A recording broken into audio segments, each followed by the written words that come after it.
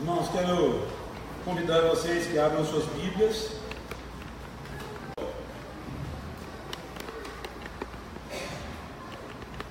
Abram suas Bíblias no livro de Jó e nós vamos estudar um pouco sobre a mensagem de Deus revelada por meio da vida desse nosso irmão. Alguém que Deus separou, alguém que Deus preparou para passar coisas que nós muitas vezes não podemos nem imaginar. Dores terríveis,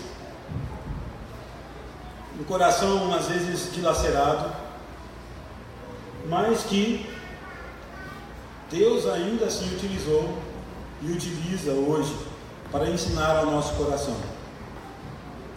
Livro de Jó, nós vamos ler no primeiro capítulo e nós vamos fazer a leitura do verso 1 até o verso de número 5, certo?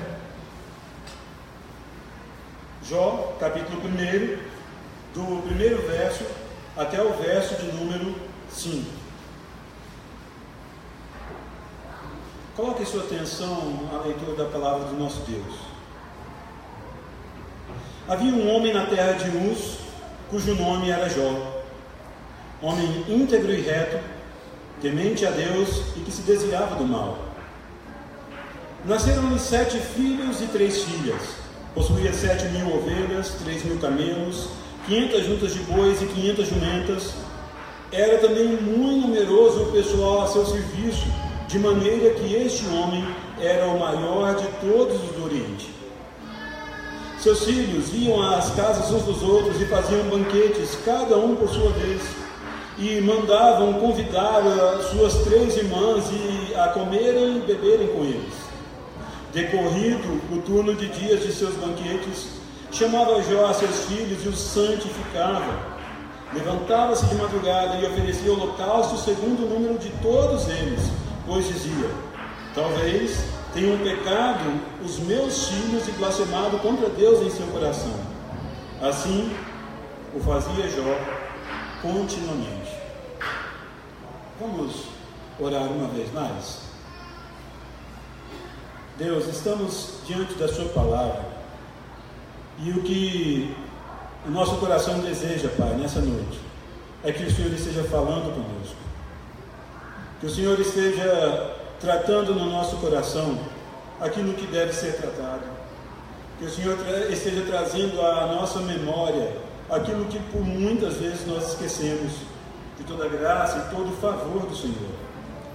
Também nós queremos pedir ao Senhor, Pai, que o nosso entendimento, que a nossa atenção esteja presa ao Senhor e que a nossa atenção esteja focada na sua palavra e que Teu Santo Espírito, ó Pai, traga ao nosso coração, traga à nossa mente aquilo que nós devemos fazer, aquilo que nós devemos tratar em nossas vidas.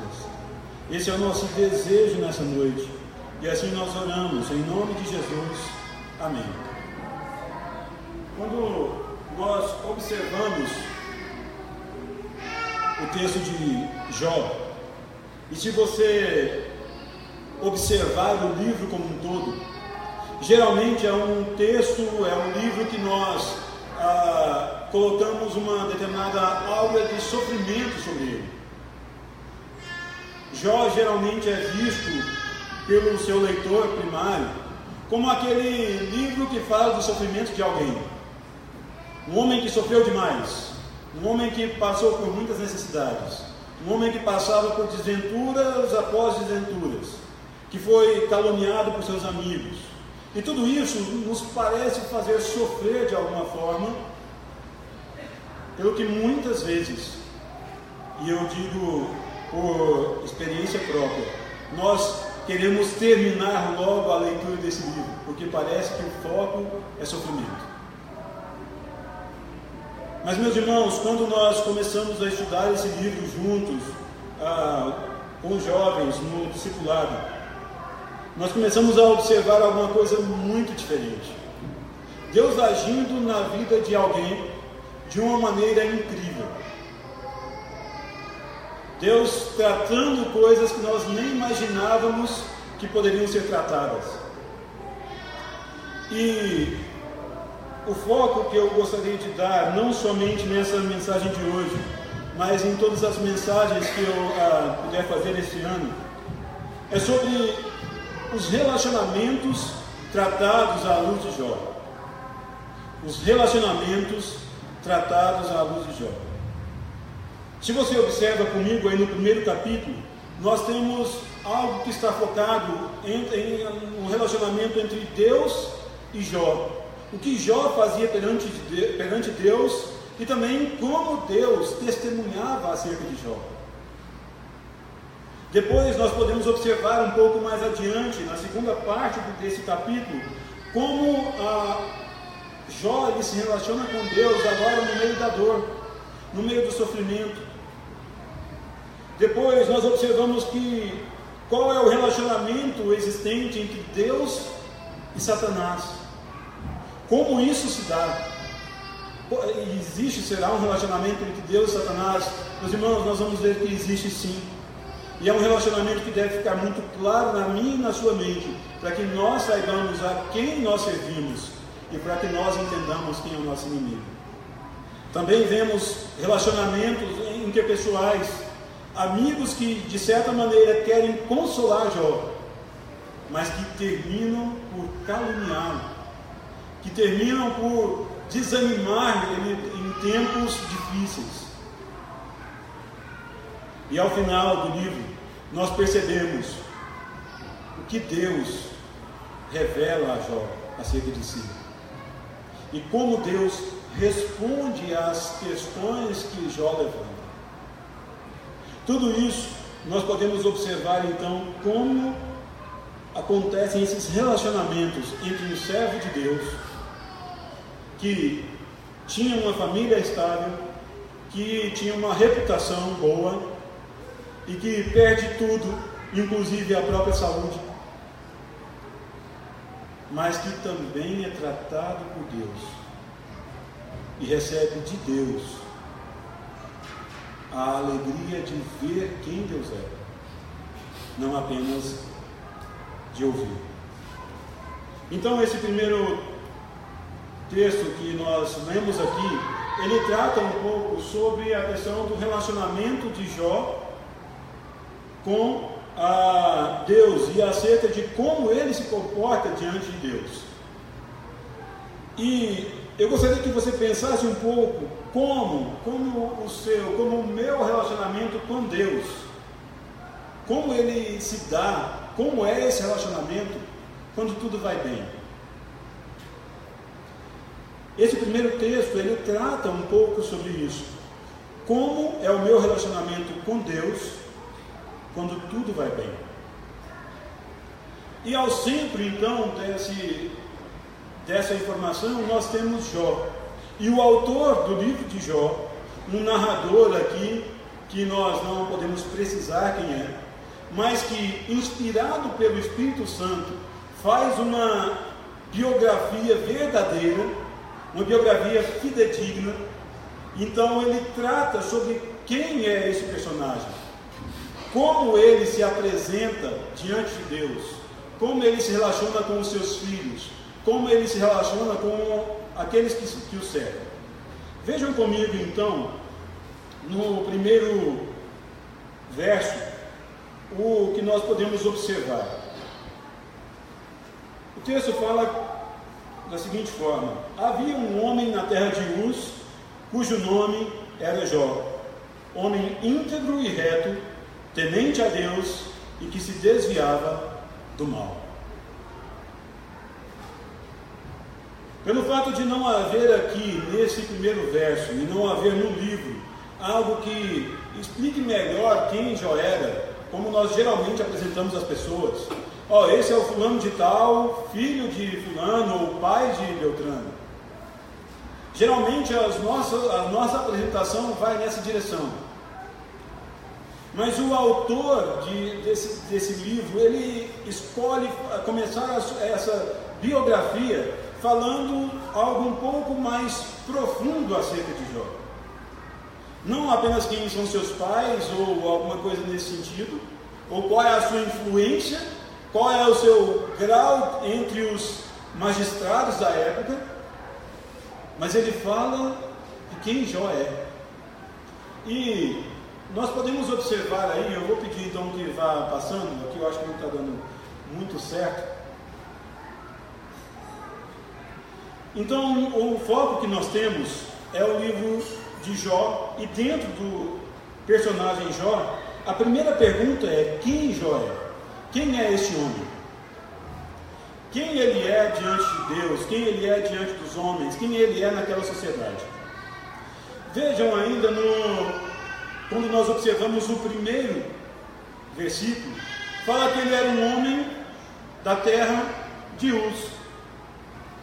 Quando observamos essa questão de ele ser um homem na terra de Uz, isso não fica tão claro assim, uma determinação geográfica ou uma clareza geográfica, porque o local aproximado dessa terra só vai ser dado ou só vai ser tratado lá em Lamentações de Jeremias.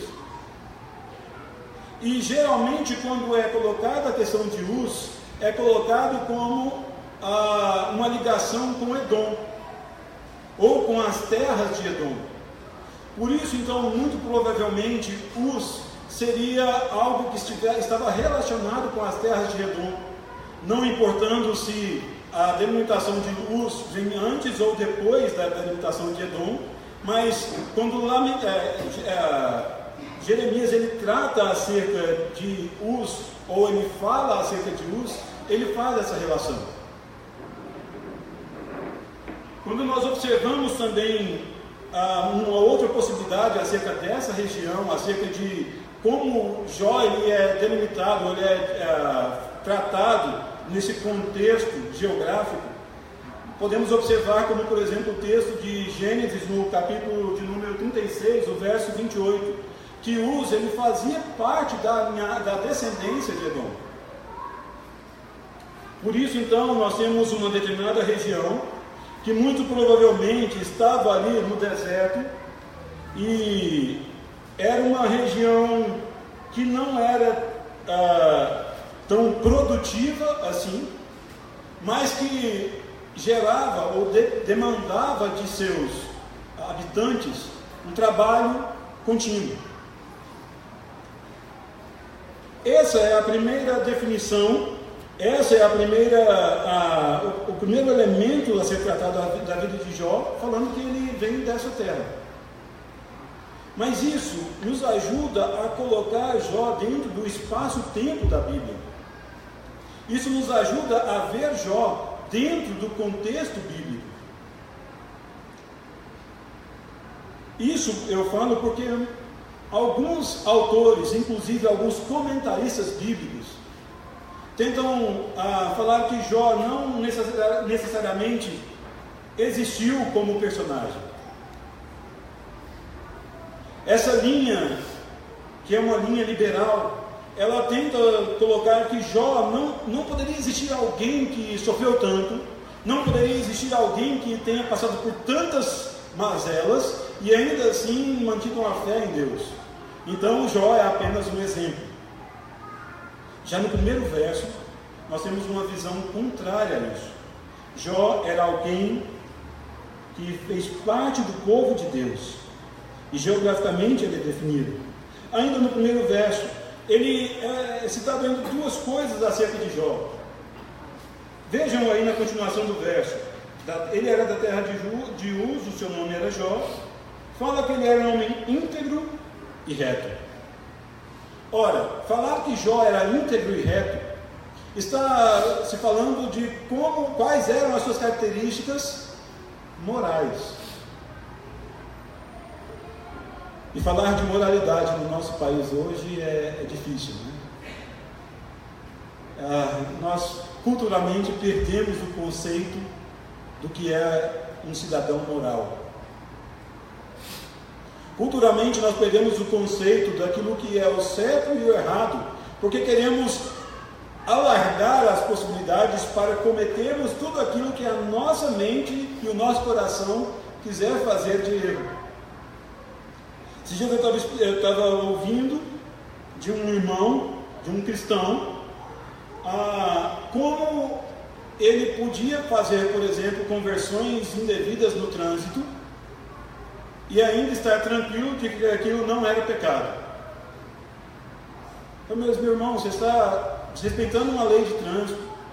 Existe uma norma estabelecida que é para o bem, não só seu, mas de toda uma sociedade.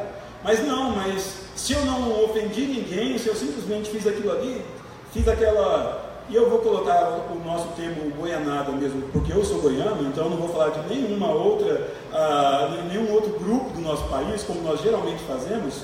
Então eu quero fazer alguma coisa errada, mas se não ofendeu ninguém, então eu estou certo. Essa é a moralidade dos nossos dias.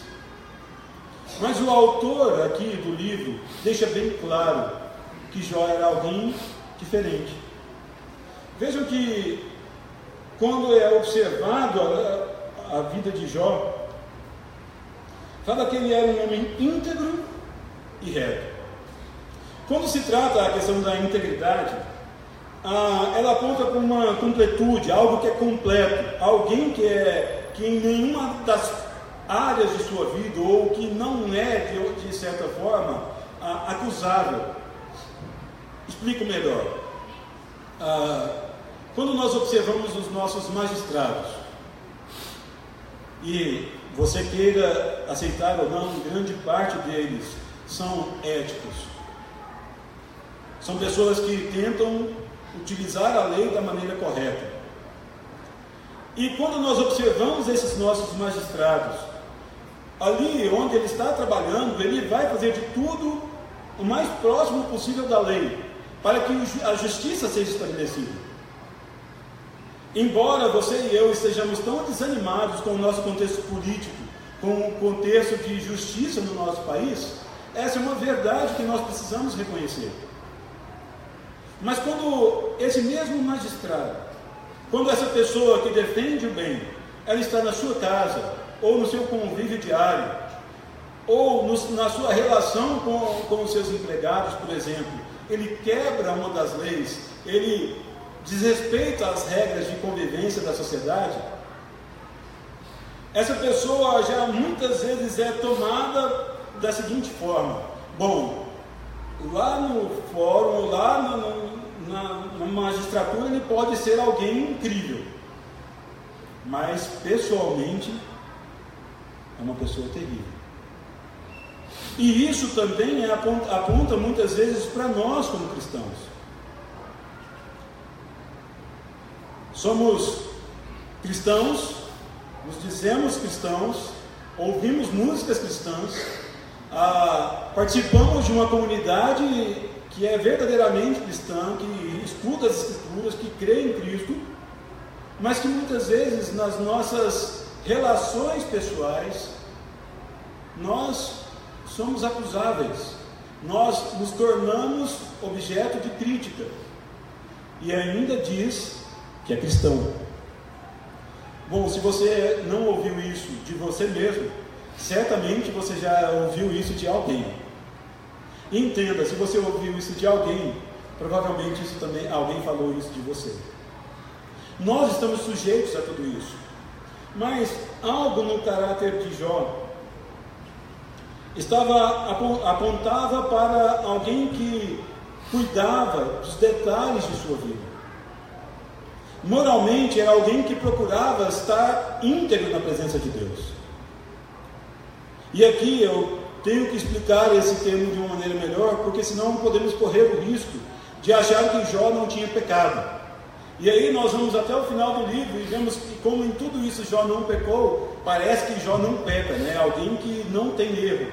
Meus irmãos, não é esse o elemento acerca de Jó, mas é alguém que vivia de forma integral para servir a esse Deus, que buscava em todas as áreas, em todos os elementos de sua vida, viver uma vida que agradasse a esse Deus. Por isso, um homem íntegro e reto. Moralmente, ele era conhecido por ser alguém que se tornava padrão. Quando nós observamos aqui no livro de Jó, principalmente a partir do capítulo 3, quando começam os discursos, e vamos até o capítulo de número 37, quando esses discursos são encerrados, onde Jó fala e um amigo rebate, o outro amigo discursa e Jó rebate, e assim vai até o capítulo número 37.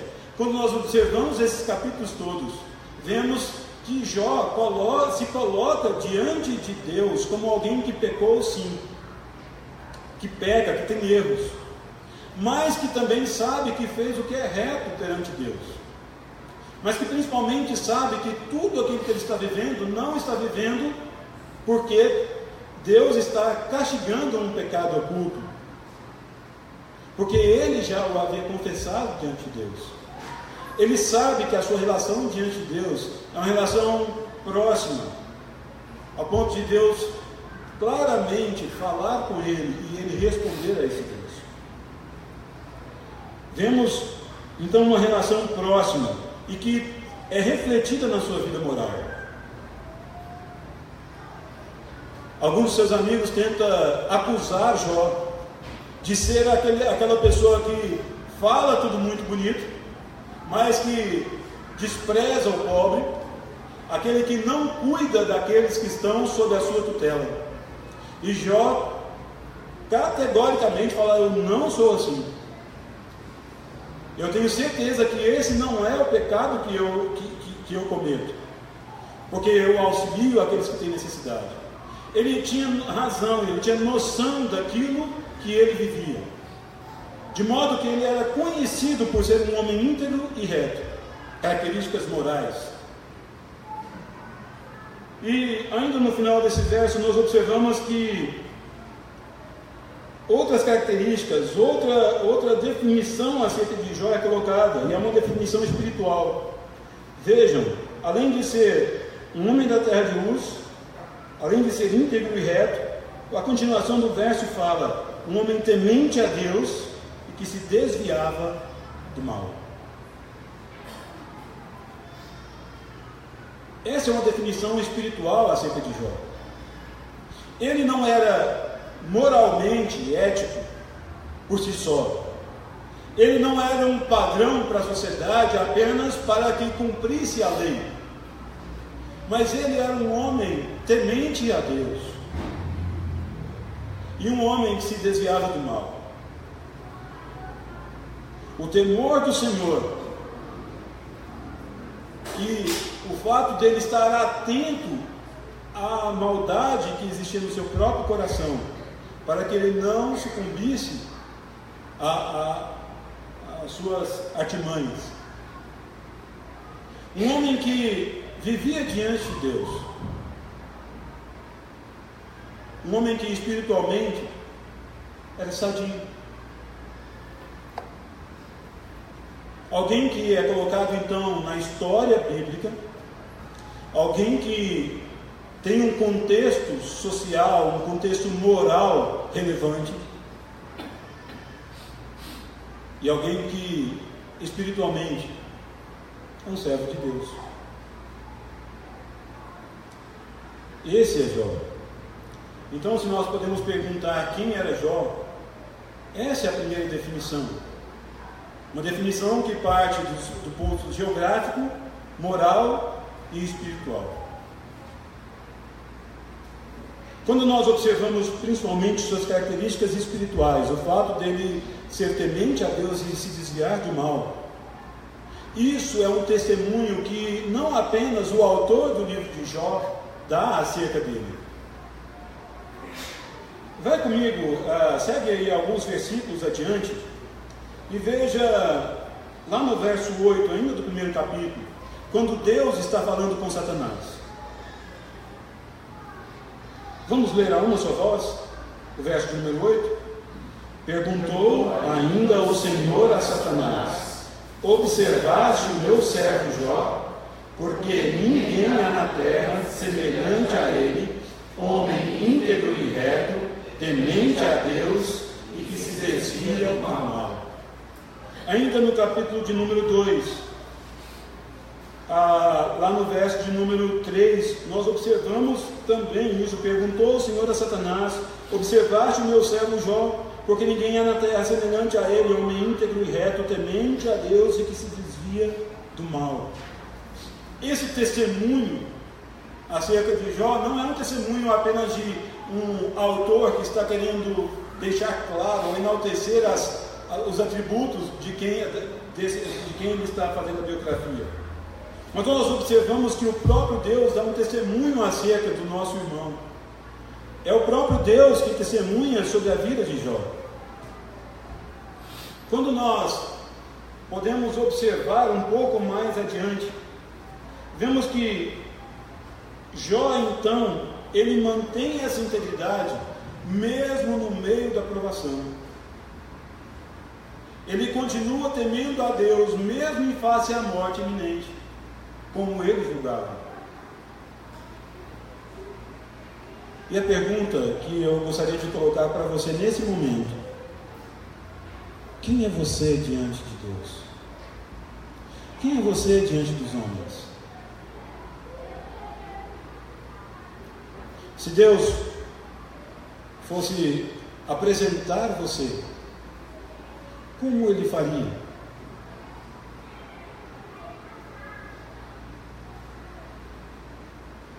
Quem é o Salomão Júnior? Confesso que eu tenho muito temor dessa pergunta. Uma pergunta que tem martelado na minha cabeça desde quando eu comecei a estudar o livro de Jó. Quem sou eu diante de Deus? Quem sou eu diante dos homens? Qual o meu testemunho como servo de Deus? Como eu tenho testemunhado na minha comunidade, geograficamente falando? Como eu tenho testemunhado acerca da minha vida moral? E como eu tenho testemunhado como servo de Deus? Quem é você e quem sou eu diante de Deus e diante da nossa sociedade? Mas o texto não para por aí. O texto ainda apresenta mais algumas coisas acerca de Jó. E eu te convido a andarmos um pouco mais no texto para enxergar isso. E o texto agora ele fala um pouco sobre o que Jó tinha e como ele tratava isso. Veja então comigo os versos de números 2 e 3. Vamos ler também a uma só voz, os versos 2 e 3. Nasceram-lhe 7 filhos e 3 filhas. Possuía 7.000 ovelhas, 3.000 camelos, 500 juntas de bois e 500 jumentas. Era também muito numeroso o pessoal a seu serviço, de maneira que este homem era o maior de todos os guerreiros. Ora, agora o autor coloca não apenas quem Jó é, mas o que Jó ele tinha, o que ele tinha. E aí então nós temos uma explicação que não é pormenorizada sobre todos os seus bens ou sobre toda a sua vida. Aqui não fala, por exemplo, o nome dos filhos de Jó. Fala apenas lá ao final das outras filhas que Jó teve. Nós não sabemos de maneira exata qual é o montante de tudo aquilo que ele possuía. Mas aqui nós temos, Deus nos revela algo que é importante saber sobre Jó. Aqui é mencionado tudo aquilo que Jó perderia.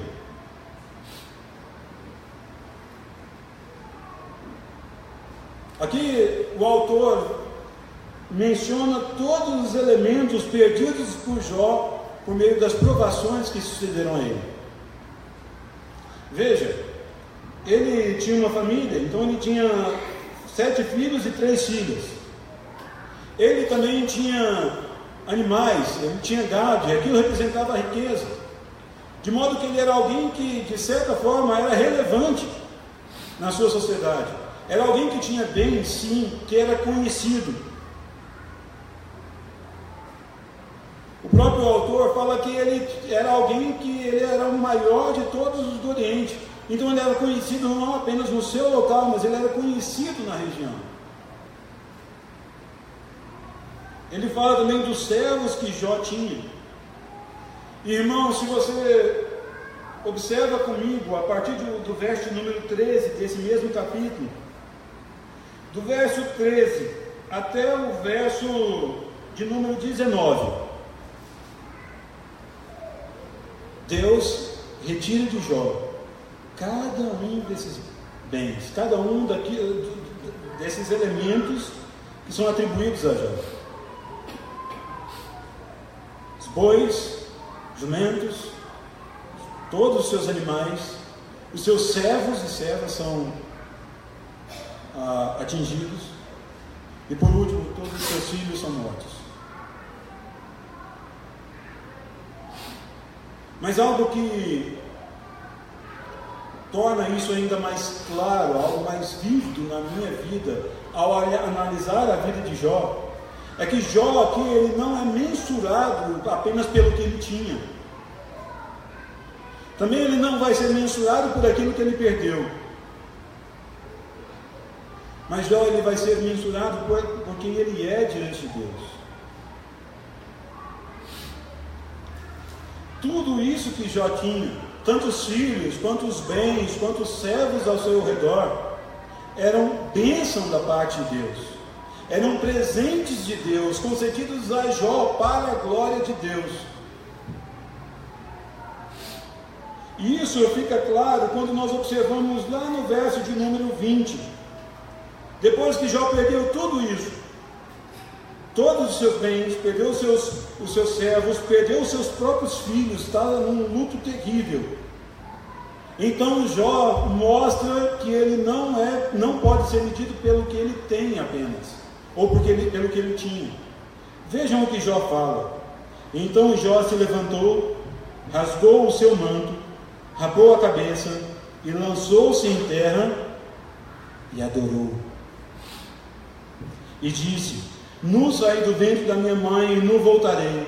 O Senhor o deu, o Senhor o tomou. Bendito seja o nome do Senhor. Tudo o que Jó tinha, todos os elementos que ele dispunha ao seu redor, a sua própria família, ele sabia que pertenciam ao Senhor. Ele sabia que os seus filhos eram presentes do Senhor. Ele sabia que os seus bens serviam ao Senhor, porque era a bênção do Senhor. A sua própria saúde era para a glória do Senhor.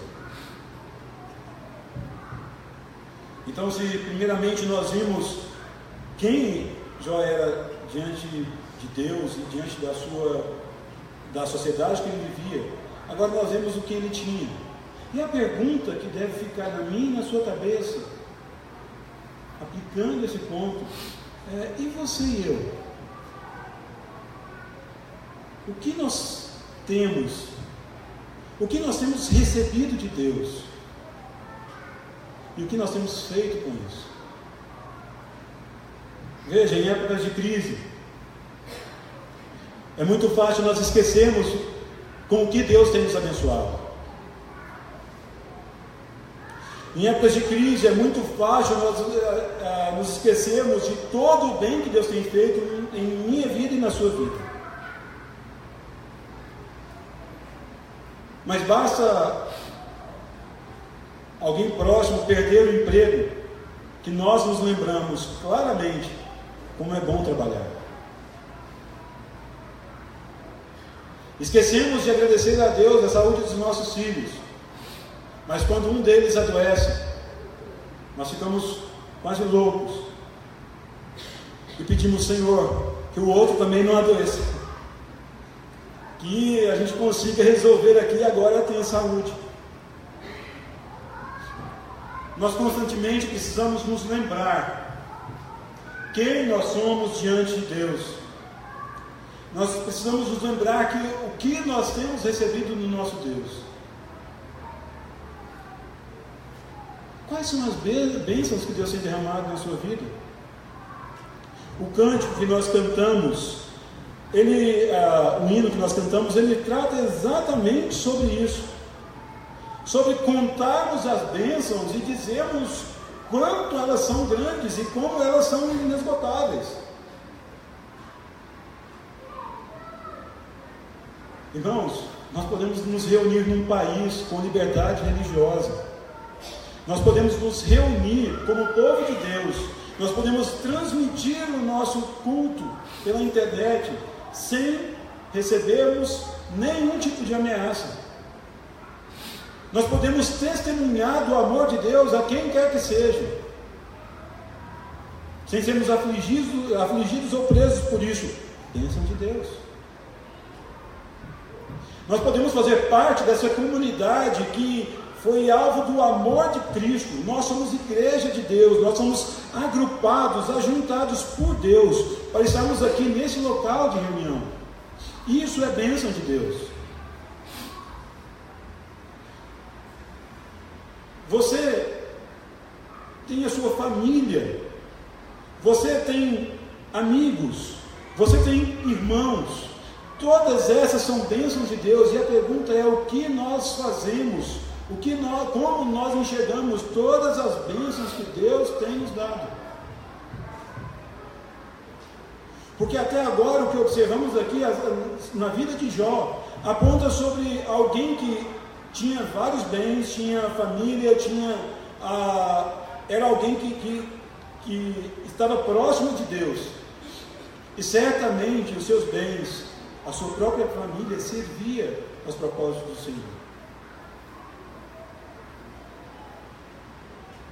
E o texto, ele continua, agora nos versos 5 e 6, 4 e 5, onde diz: os seus filhos iam às casas uns dos outros, e faziam banquetes, cada um por sua vez, e mandavam convidar as suas 3 irmãs a comerem e beberem com eles. Decorrido o turno de dias de seus banquetes, Jó chamava seus filhos e os santificava. Eu paro por aqui, só para que você coloque isso na sua memória. Primeiramente, nós observamos aqui um contexto familiar, e um contexto familiar no mínimo saudável. Veja que os filhos iam às casas uns dos outros e faziam banquetes, cada um por sua vez. O termo aqui que foi traduzido na nossa versão como cada um por sua vez, também pode, como por exemplo na versão revista e corrigida, ser utilizado como cada um no seu dia. E apresenta não que aqueles filhos iam de banquete em banquete. Dias eu vi uma mensagem sobre Jó que falava isso, que os filhos eram libertinos, que viviam bebendo e iam de banquete em banquete, dia após dia. O texto não fala nada disso. Fala que os filhos iam às casas uns dos outros e faziam banquetes, cada um por sua vez, a ideia de cada um no seu dia, na ideia do próprio aniversário. E existia uma comunhão entre eles, porque eles mandavam convidar as suas 3 irmãs a comerem e beberem com eles. Existia um elemento relacional na família de Jó. Tanto que quando os seus filhos são mortos, eles são mortos na casa do primogênito, comemorando basicamente o aniversário do irmão mais velho. E vem um vento de todos os lados da casa e ela desaba sobre eles e todos morrem. Havia um elemento ali de união. Mas também nós observamos alguma outra coisa. Se os seus filhos, o que eles faziam era essa questão de uma comunhão entre si, aponta para o que Jó fazia acerca de seus filhos. Vejam o que a sequência do texto nos fala no verso 5. Decorrido o turno de dias de seus banquetes, chamava Jó a seus filhos e os santificava. O que é interessante dos verbos utilizados aqui sobre Jó é que são verbos que apresentam uma ação não apenas naquele momento, mas que dão a ideia de uma continuidade. Jó não apenas santificou os seus filhos, Jó o fazia continuamente.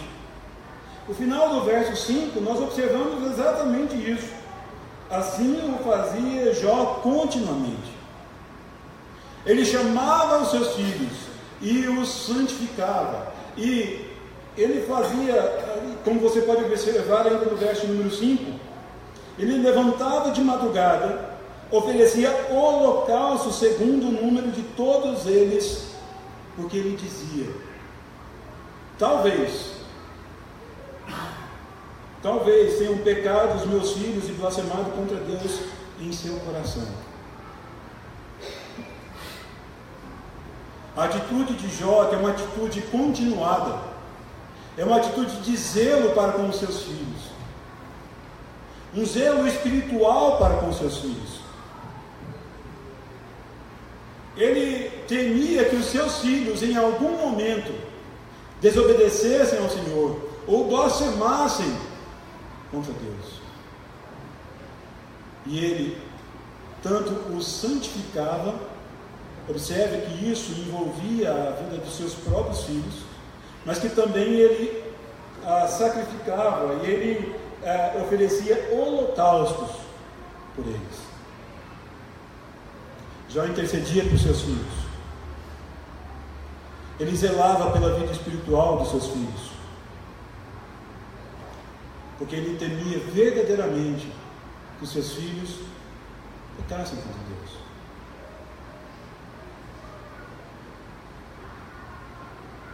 Uma dificuldade que às vezes nós temos, meus irmãos, é que nós sublimamos os personagens bíblicos como se fossem pessoas que fazem coisas tão incríveis que nós não podemos nos achegar a esses exemplos. O que Jó fazia aqui é aquilo que você e eu somos chamados a fazer enquanto pais, enquanto membros da igreja. Você já percebeu que todas as vezes que há um batismo infantil, a igreja é perguntada, é instada sobre se essa igreja se compromete a servir de bom testemunho, a servir de professor para esses meninos, para que eles aprendam acerca do amor de Deus? Você já percebeu que nós somos perguntados sobre isso? E geralmente nós levantamos a mão e respondemos sim. Há uma responsabilidade aqui na educação dos filhos, mas há uma responsabilidade aqui na vida espiritual dos nossos filhos. Você e eu somos chamados a sermos responsáveis por eles, a santificarmos os nossos filhos na presença do nosso Deus, a demonstrarmos e falarmos claramente onde eles têm errado e trazê-los para o caminho correto diante de Deus. O que eu acho interessante e também maravilhoso aqui é que tudo isso Jó fazia continuamente.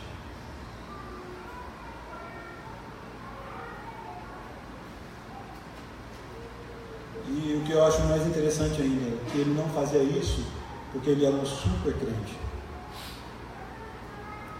mas ele fazia isso porque ele sabia do pecado que estava às portas. Ele sabia, ele tinha consciência de como ele mesmo era pecador. Um pouco mais à frente, na narrativa do livro de Jó, nós observamos, lá no capítulo de número 31,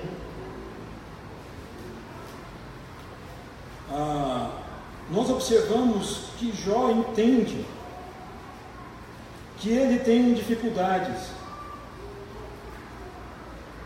e ele coloca essas dificuldades diante de Deus.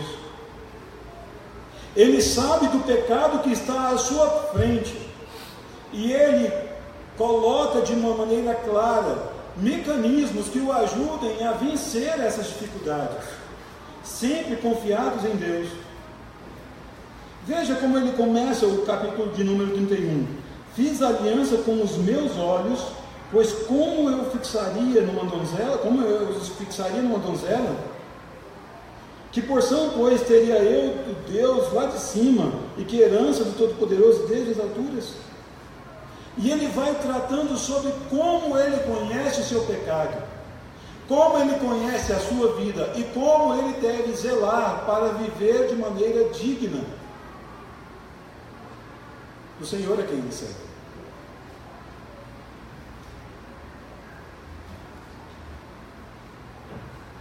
As atitudes, tanto dos filhos de Jó, quanto do próprio Jó, apontam para um reconhecimento dos pecados que estão à nossa frente, mas também de como nós nos posicionamos para vencer o pecado. E aí, meu irmão e minha irmã, eu quero terminar esse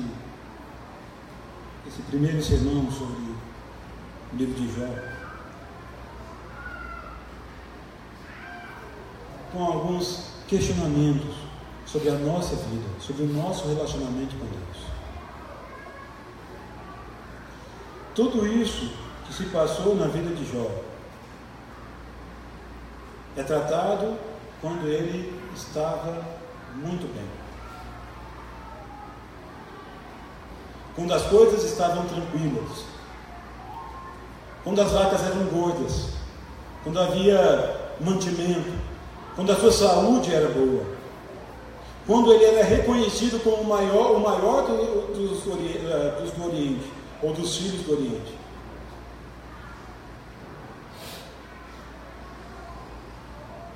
O que você e eu temos feito com todas as bênçãos que Deus nos tem derramado?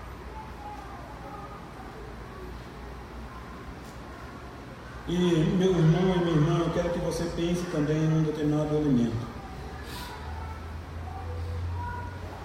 O fato de sermos declarados íntegros e retos, tementes a Deus e pessoas que se desviam do mal, não pode residir nas nossas forças. Se você tentar fazer tudo isso sozinho, você vai para o caminho do legalismo rapidamente, de tentar criar métodos para evitar o pecado, mas sem entender como esse pecado afeta a sua vida. Muitas vezes você e eu somos tentados também a colocar apenas aquilo que os outros veem acerca de cada um de nós. Como os meus irmãos me enxergam, como a sociedade me enxerga, e nos esquecemos como é o nosso relacionamento com Deus.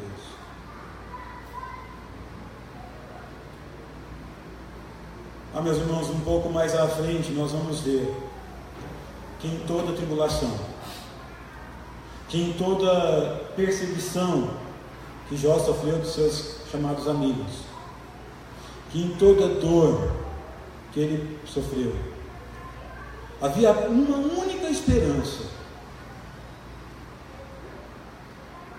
Está lá no capítulo de número 19, mas nós observamos Ecos no capítulo de número 12 e depois no capítulo de número 18. Jó tinha certeza que tudo aquilo, de todo o seu clamor, de que toda a sua vida estava encaminhada na presença de Deus. A minha causa eu já tenho encaminhada diante de Deus. E mais, ele sabe que o seu Redentor vive, e que no final de tudo, ele pode descansar, porque a graça de Deus sustenta.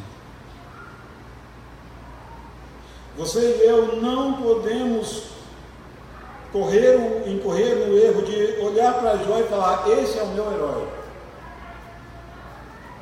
Eu quero ser igualzinho Jó, no sentido de que eu vou fazer as coisas que Jó fez e vai dar tudo certo. O foco não é Jó, mas o foco que o próprio Jó coloca é sobre o Redentor que viria, aquele que quitaria as suas dívidas, aquele que estava encaminhando todas as coisas diante de Deus, aquele que ele coloca diante de Deus como o seu fiador. Ele confiava na graça de Deus. Só por isso ele podia ser íntegro e reto, temente a Deus e que se desviava do mal. É apenas pela graça de Deus que que Jó podia continuamente apresentar os seus filhos diante de Deus e os santificar. Foi apenas pela graça de Deus que Jó perdeu todas as coisas e ainda assim, ao final, pôde enxergar a Deus, ver a Deus, no sentido de conhecer a Deus de perto. Da mesma forma, você e eu precisamos confiar na graça de Deus.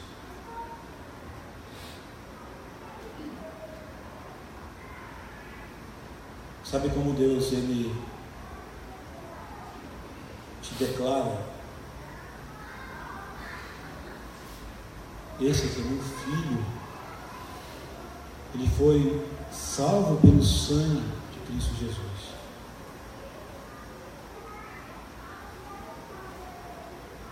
Você e eu fomos justificados por Deus. É essa a alegria que tem aquele que reconhece a graça do Senhor por meio do sacrifício de Jesus Cristo. O preço do meu e do seu pecado, o preço do fato de não conseguirmos nos manter num padrão de santidade como o nosso Deus requer, o preço de tudo isso foi pago por Cristo Jesus. Essa é a beleza da adoção que Deus colocou sobre a nossa vida. Ele nos chamou, Ele nos justificou.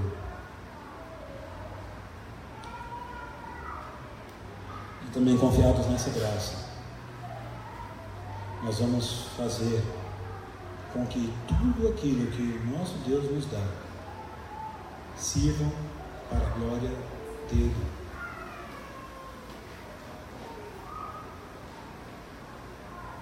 Facilmente nós falamos que os nossos filhos são presente de Deus para nós, mas são do Senhor. Mas será que estamos dispostos a entregar os nossos filhos para a glória do Senhor? Quando recebemos o nosso salário, falamos que aquilo é para glorificar ao Senhor.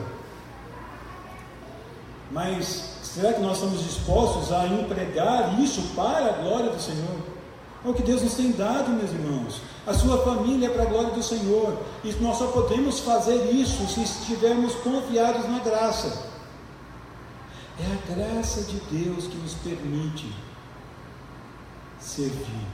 É a graça de Deus que nos permite ofertar. É a graça de Deus que nos permite passar pela dificuldade e pela provação. É a graça de Deus.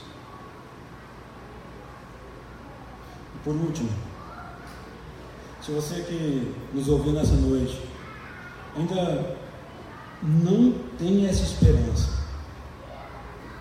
se você ainda está correndo para tentar ser o mais ético possível, o mais moralmente aceitável nessa sociedade que vivemos, mas que a cada dia tem maiores desilusões, eu quero te falar que existe uma única esperança, que há um fiador, aquele que vai ser a garantia da sua vida, e esse é Cristo. Eu quero te convidar a confiar nele, porque é Ele que nos justifica. Ele pagou o preço do meu e do seu pecado, e aí sim nós podemos viver em novidade de vida, sendo íntegros e retos, tementes a Deus, e também que nos desviemos do mal. Vamos orar. Deus, nós estamos diante do Senhor e somos gratos ao Senhor por isso. Obrigado, Pai, porque a sua paz, a sua graça, que excedem todo o entendimento, atingiram o nosso coração. Obrigado, ó Pai, porque quando vemos a vida de um irmão nosso, que o Senhor a seu tempo escolheu para que passasse tantas dificuldades, mas que também visse claramente a mão do Senhor agindo. Nós queremos agradecer porque pela vida de Jó, hoje nós somos abençoados. Porque pelas dores que o nosso irmão sofreu, hoje nós podemos ver, ó Pai, que o Senhor é um Deus que cuida de nós. Porque, ó, meu Deus, nós agradecemos porque a sua graça, que foi revelada também na vida de Jó, é a mesma graça que é revelada em nossos dias. E porque a esperança que Jó tinha, ela não falhou, e ela é a mesma que nós temos hoje, que é Cristo Jesus. Deus, como igreja, nós temos tantos desafios. Pessoalmente, nós temos tantos desafios.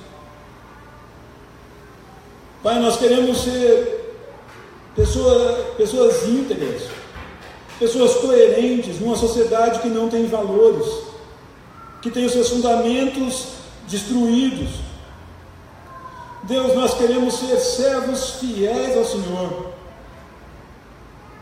fiéis no estudo da sua palavra, fiéis na vivência, fiéis na prática devocional, no dia a dia.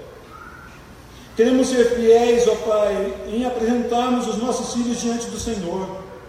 E nós sabemos que nós só podemos fazer isso se for pela sua graça. Porque, Pai, os nossos pecados estão diante dos nossos olhos, e nós nos envergonhamos deles. Mas, Deus, ajuda-nos também a não confiarmos nas nossas forças, na nossa moralidade ou na nossa ética. Mas ajuda-nos, Pai, a confiarmos na sua graça. Ajuda-nos a viver em novidade de vida. Que não sejamos motivos de tropeço, quer sejam para as pessoas do mundo que nos olham, quer seja para os nossos filhos, presentes que o Senhor tem dado a essa igreja. Ajuda-nos, ó Pai, a termos o nosso nome digno daquilo que nós somos chamados para fazer, que é testemunhar da graça de Cristo Jesus em nossas vidas. Nos ajude, Pai, a fazermos diferença no trabalho, nos estudos, na nossa casa, mas principalmente que nós sejamos diferentes de quando o Senhor nos chamou. Sejamos sábios, íntegros e fiéis ao Senhor, afirmados na graça de Cristo Jesus, que nós oramos nessa noite.